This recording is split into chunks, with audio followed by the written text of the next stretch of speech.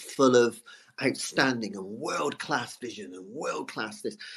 I'm a real leadership geek, honestly. I've spent my whole career reading books and chatting to people. I just find the whole thing and the announcement, the way it's been announced, bizarre. If you could move away from a model where teachers are so intensely focused.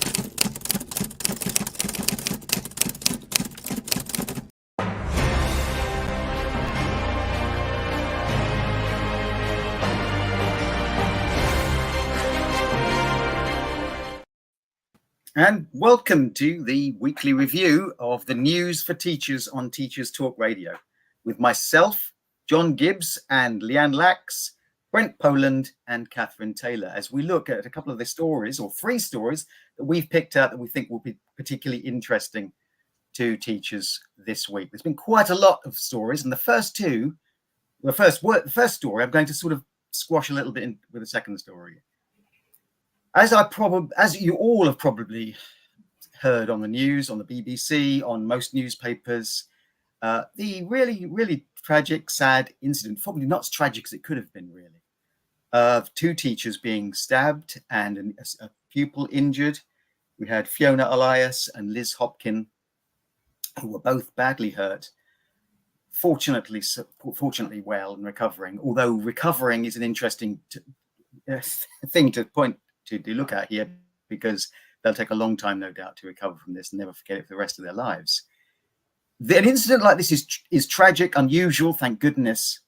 Another story this week was that a quarter of lesson time, it was a national behaviour survey by the Department of Education, a quarter of lesson time being lost to poor behaviour. Am I right to link these things? Is there poor behaviour increasing in schools, or is this just one tragic incident and there is poor behaviour linking in schools? Is there something going on here more than simply one incident? I'll start with Brent on this one. Are we learning something from these, or is it just like, tut, this is awful?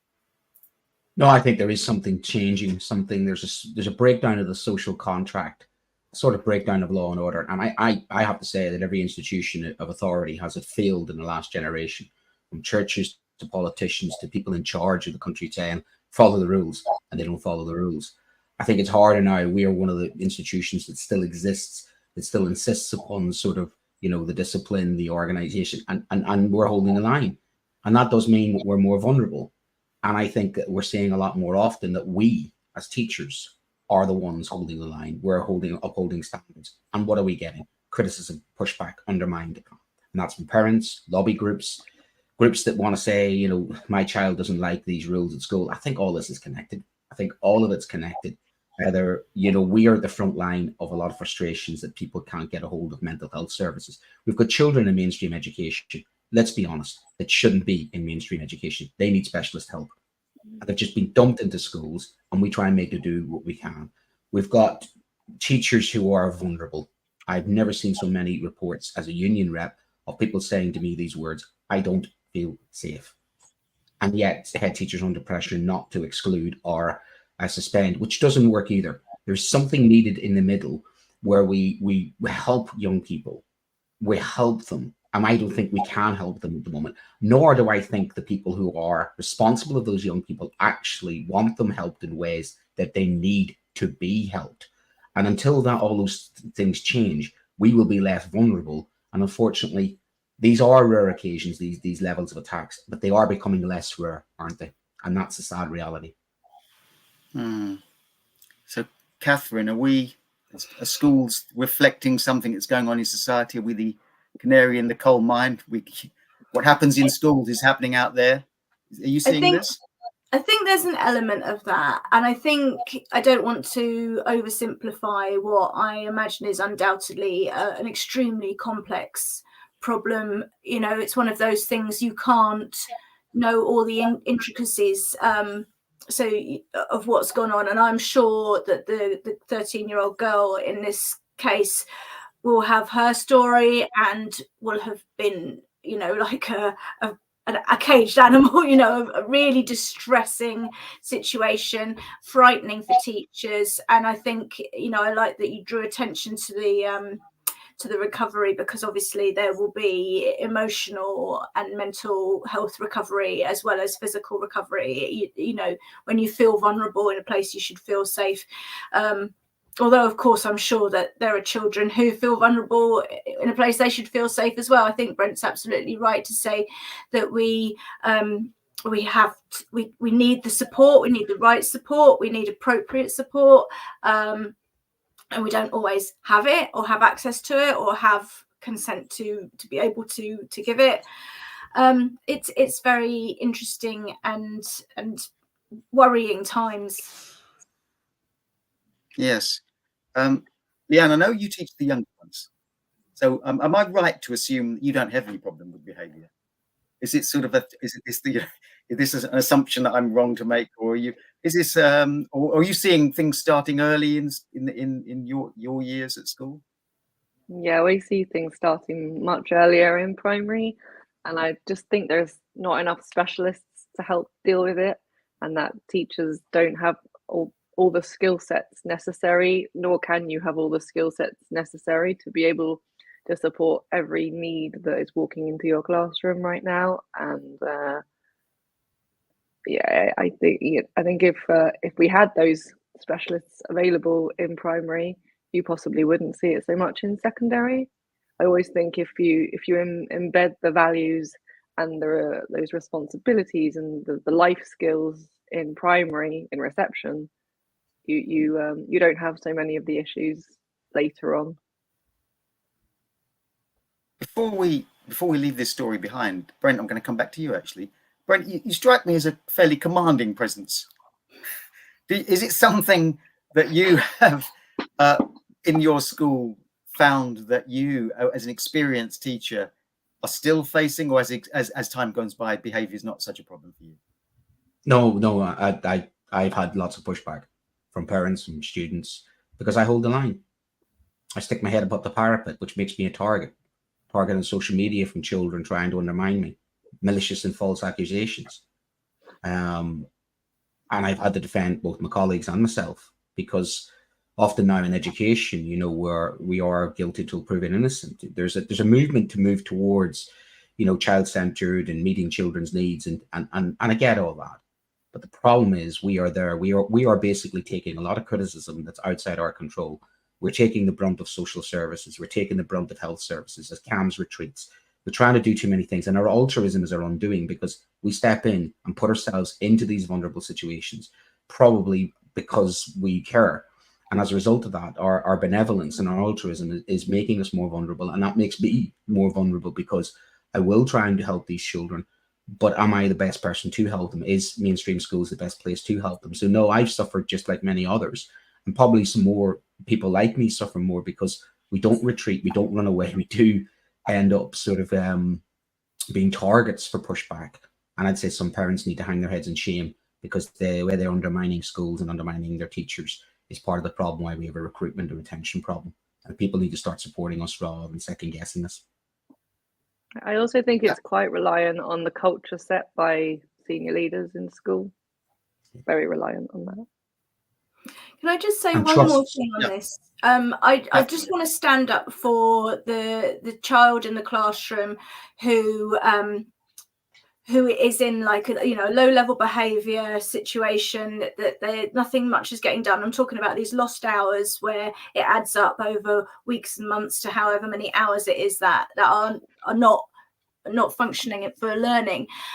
And I totally understand that there are some students in there who may be stimming or, vocalizing or whatever it may be. And I'm not in any way, shape or form trying to diminish that. But somebody needs to stand up for the quiet child who's sitting in the back, who's overwhelmed, who's maybe going into a shutdown because of those, that mix. I mean, I certainly have taught classes where I've got students with SEND needs that are contradictory to each other's needs.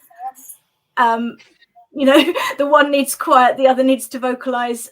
I think we need to be mindful of the student that doesn't present problematically but has to witness it and sit through it and so on.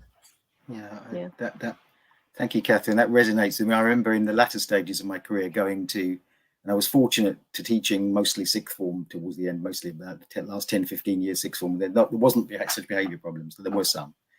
But I was called upon fairly regularly to cover lessons, and I went into a cover lesson. Nothing had been set. The teacher had been away for most of the term.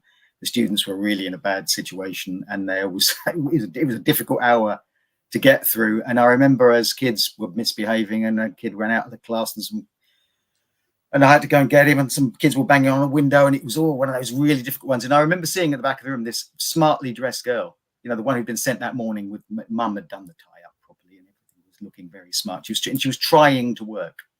And I thought, I can feel her eyes boring into my head saying, get control of this. Somehow it's you're the guy in the 4. And I felt terrifically guilty because I was just looking for the hour to move on. Anyway, let's move on to the next story. And this one is good news. We'll find out more.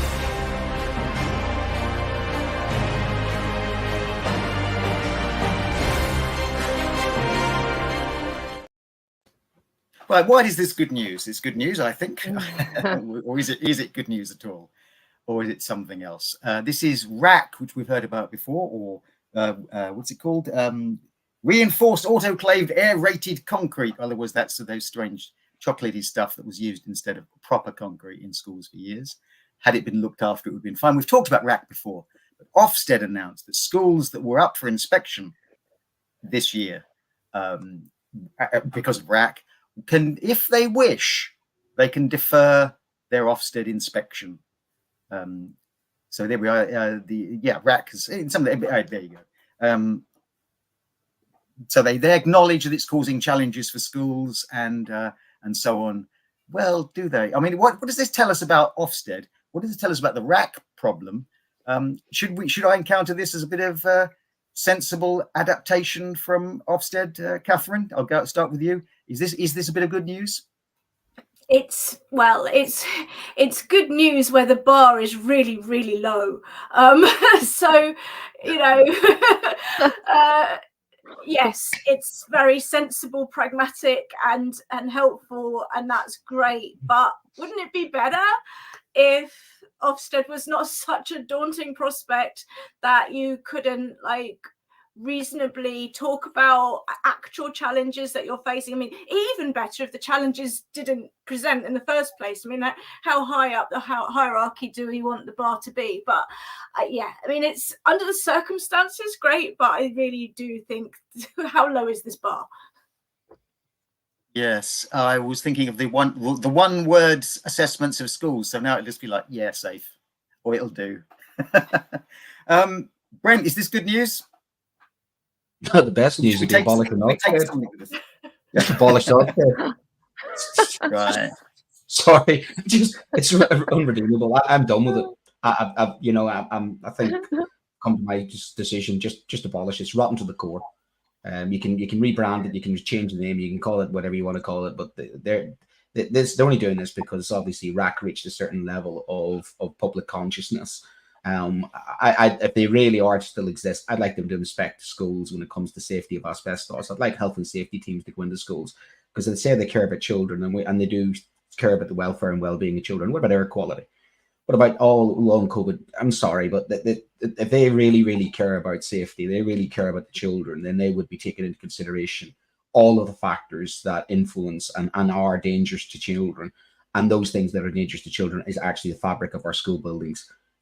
Which are frankly disgusting and despicable. And if they're going to start doing that, they should start doing that for every school and saying, right, well, I'm sorry, we're going to judge your PE standards. Your PE lessons not adequate. Why? You've got terrible PE facilities. Sorry about that. Out of your control. Can't have it. Your music department haven't got the correct music equipment. That's why the lessons are inadequate. If they really want to start doing that, they should take into consideration all of the context of schools rather than judging schools for things like their budget that they cannot do anything about, but the physical buildings they can't do anything about. Some schools maybe have behavioral problems because the corridors are too narrow. What do they want to do?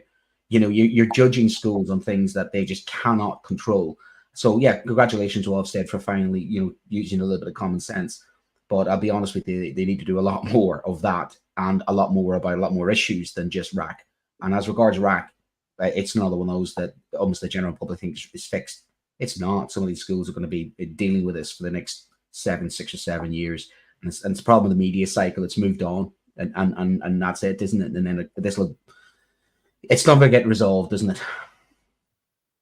So this plucking one thing out of context, one context, which will be taken into account of many. Thanks, Brent. Lianne, do you feel encouraged by this at all, or as Brent says, this is just a bit of obvious acknowledgement of something? But what else could they do? Yeah, I know. They said you could defer till the end of the autumn term. Now you can defer to the end of the year. Why not just let schools defer until the buildings are actually safe to teach in? And yes. With Ofsted, there's always like yes to this, but only if that happens, or yes to that, but only if this happens. So it's never straightforward with them. There's always an if and a but and a maybe and a then. So yes, and then they're sending these children to other schools to host them. Those schools could possibly have Ofsted. So you've just got a whole cohort of new children. It's the middle of the year. They don't know your values. They don't know how the culture of the school works. Yeah, there's always an if and a but with Ofsted, I think. Yes, in the light of 10 years of austerity and the running down of schools across the country, we're deferring Ofsted. Yeah. Right, before we move on to the next story, I shall read out a word from our sponsors, or who are sponsoring the show. Teachwell Toolkit is a multi-award-winning company equipping school communities to build a culture of staff and pupil mental health. They are a DFE-approved provider of the Senior Mental Health Lead program and have trained over 100 schools to date. Feedback has highlighted how beneficial schools have found the training and commented on how well Teachwell Toolkit understands the mental health challenges faced by staff. Teachwell Toolkit was founded by Steve Waters and Sunita Bagri, who were, by the way, interviewed on this channel. And they are MHFA instructors in mindfulness, and they have an impressive portfolio of skills to support school staff in counselling and coaching and so on. By signing up to the Teachwell Toolkit's mental health lead training, you will have access to fully resourced, unique program, which will support you every step of the way in your role as senior health lead in your school. Thank you. There we are. Word from the sponsors. And now we can move on to our final story.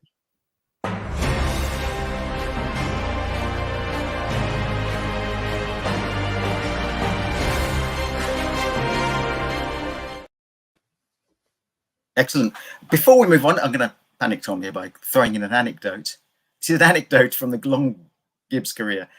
When I was a very young teacher, I went to saw a financial advisor, and the financial advisor sat down, he went all through things about insurance. He said, "Oh," he said, have you ever thought of taking on traumatic health insurance? Basically, you get 3 years salary paid if you get really ill." And my first thought went for, how ill do you have to be? A bit of a cough, could have 3 years off.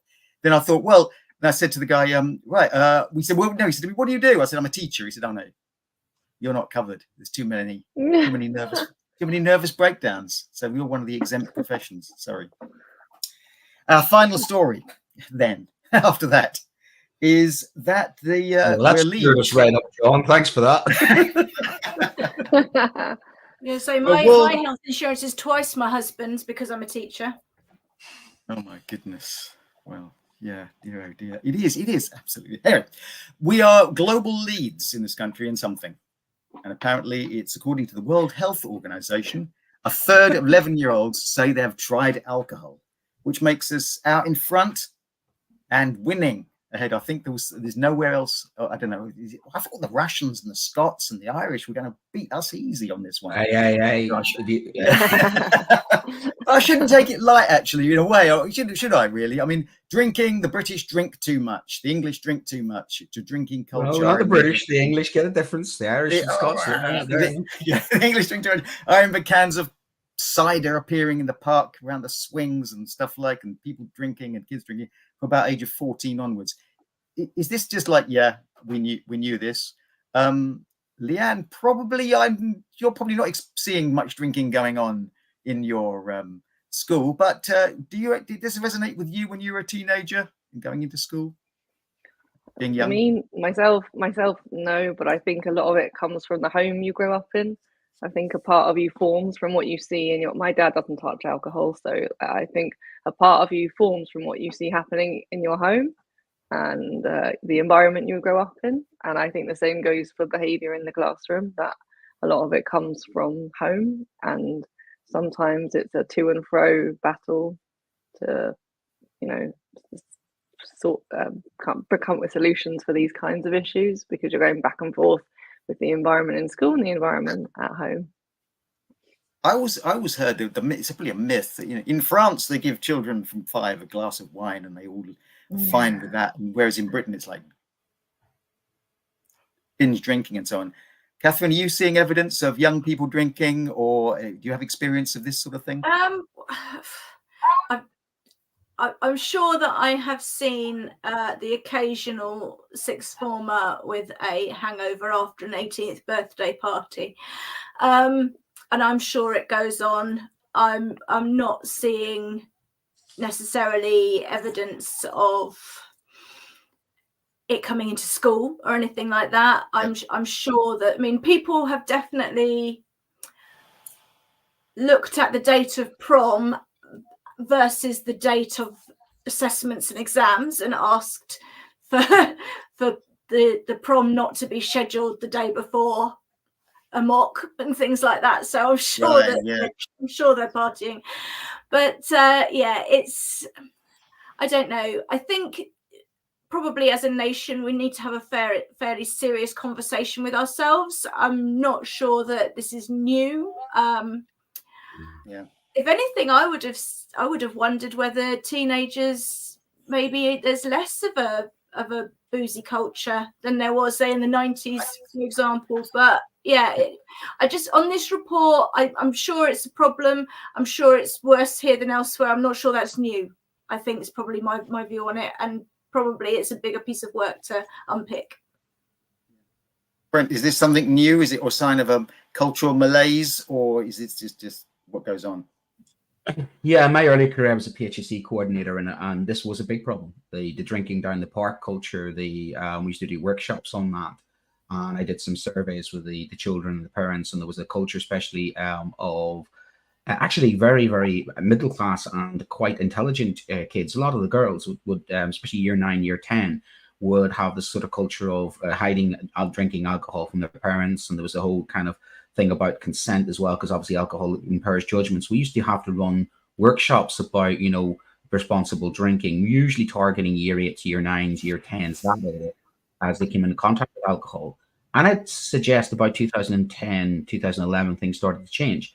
And I would suggest that the kids don't go out. You saw it during COVID, they don't go out. They don't go down to the park. They don't do that type of stuff any longer. So there's a weird, I think, shift. Pubs are closing as well. I was trying to get into a pub with my brother's ID when I was 16, but pubs are closing. They're all about food now. So where are they getting the alcohol from? And the obvious answer is they're getting the alcohol from home. And what you have seen is a rise of people going into the local supermarket and buying huge vats of beer, building bars in their own home. So during COVID, where there was a competition so you could have a spa and a barbecue out the back. And I think that's what it is. Like everything else in your mind, what's the point of me educating children in school about the dangers of alcohol when they go home and the weekend they're having a barbecue and sneaking one of dad's beers? We're completely again undermined, and that's exactly what's happening. It's a cultural thing. Go abroad. Irish people go abroad. Don't get me wrong. We like a drink. Look at the football teams. Look at it. And I'm not making a cultural thing about this, but there is something about it. There is something about the nature of the country and its relationship to alcohol that needs to be resolved. And the way that people drink and how the people drink, but even an inverse pride of, I got absolutely, why, where'd you get that from? Where's that idea of that's acceptable? And again, it comes down to social norms.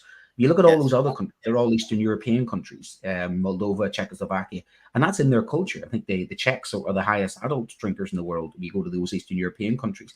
But England stands out there, doesn't it? Because, France, Sweden, you'd expect Sweden, you'd expect Germany, you'd expect those big beer drinking countries to be up there. But to see England there with basically former Soviet republics, basically, is quite shocking. But it isn't because these kids are down at the park. It isn't because these kids are illegally drinking. They are drinking, I think, a lot of them with supervision. And the last point I'd make is when I did that survey, what was interesting was I asked the children where they get the alcohol from. The parents' survey said they were obviously sneaking it out.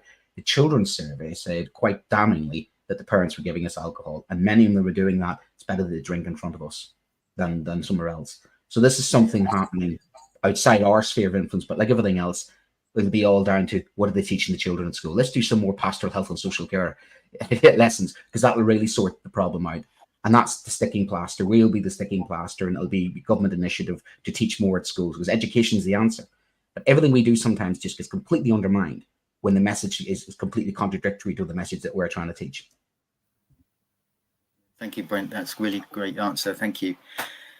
Right, well, that brings us to an end of our 3 stories this week. I hope you enjoyed those. But first and next, we're going to look to our programs of the week, programs, our recommended shows.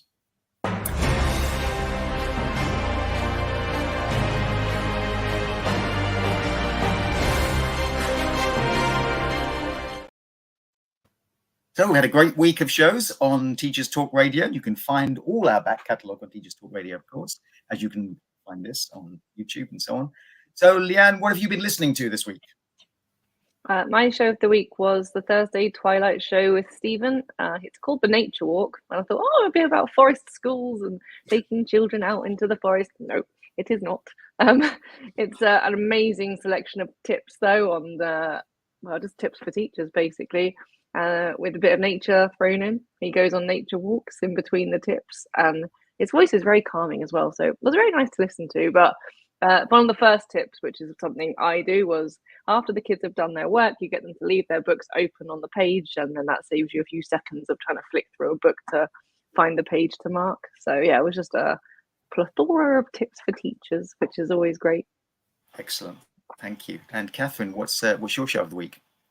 It was Paul Hazard's show on Leadership That Cares, which was on Thursday night, and it really resonated with me. He had a wonderful guest on, and she was talking about her experiences, and it really resonated with some of the literature I'm reading at the moment about how we can nurture people, make them bring their best selves to work, build them up, and make people I don't want to say productive, because that sounds really kind of factory and utilitarian, but this idea that we can all do our best work when we're being brought up into an environment that we feel valued and cared for in, and it makes us want to give and step up, as opposed to having it kind of dragged out of us really performatively and punitively. So that's a good listen. Excellent. Thank you for that. And Brent, what have you been listening to? You. Oh, really? I was listening to you, my good friend. I love that. The Sure Starts. You had Naomi Eisenstadt. I think that's she was one of the first directors of the Sure Start centres, which shamefully and disgustingly were closed down. And the evidence, funny like everything else, the evidence has come out of how much positive impact those Sure Start centres have had, especially on GCSE outcomes for disadvantaged kids and parents. So I think your timing of your show was absolutely impeccable. I think the messaging it was absolutely fantastic. And if I was a policymaker, I would give them your podcast on that and say to them, put this back in place, because the experience as the first director, your experiences as a teacher at that stage of time, all connected together into one very, very powerful, I think, podcast, which would be very useful for anybody who is involved in creating policy, especially social policy around education. It's not just about what happens in schools, it's the wider society and how we fix these things. We don't do things in isolation. I think it was a really, really good show and a good guest, and very much on point. Well done, Joe. Well, thanks, Brent, for that. Yes, Keir Starmer, I hope you're listening and listen to that one. It was, I thought the same that as well, really. You can learn from this. My show of the week was Bill Rogers being interviewed by Tom Rogers, and that was on Friday. Bill Rogers, the Australian expert on behaviour, and it was a wonderful listen, really, because I've come across this guy before, and he's got, again, as Lianne said, a very calming sort of voice. And I thought to myself, well, if he was standing next to me in a classroom, this would be fantastic. And he had it made you reflect on all sorts of the micro ways in which you can deal with behaviour, and which they become second nature to you as you get older. Why in the latter part of your career you have less problem with behaviour, and more early part of you you have terrific problems with behaviour. I thought it was just the grey hair actually as it went by, but it's you learn these things, and it's great. It was great to listen to someone who identified the things you can do and how you can structure and get inside the heads of kids, which is what we don't do because we sometimes just see the obnoxiousness and not the what's going on inside their brains. So it's a really good one. That was on last Friday. So that brings us to an end of another weekly review on Teachers Talk Radio. And we'll do a plug now, I think, for Rhesus Rangers, which is a show coming up. They are the National First Aid Group. And it's with Hannah Wilson on Tuesday. And not to be missed. And first aid, I did some first aid once at school. And it's really, really good. We should all do first aid at school. It's a really, really important thing. And it suddenly jumps out of you when you need it, when kids bang their heads or pass out inexplicably. So there we are. Don't miss that show. And finally, before we go, if you want to be a host on Teachers Talk Radio, then contact Teachers Talk Radio. It's good fun and you learn a lot and you get to talk to interesting guests and take part in wonderful things this morning. So thank you for listening. I hope you've enjoyed our discussion and we'll see you next Sunday. Thank you. Full of outstanding and world-class vision and world-class this. I'm a real leadership geek, honestly. I've spent my whole career reading books and chatting to people. I just find the whole thing and the announcement, the way it's been announced, bizarre. If you could move away from a model where teachers are so intensely focused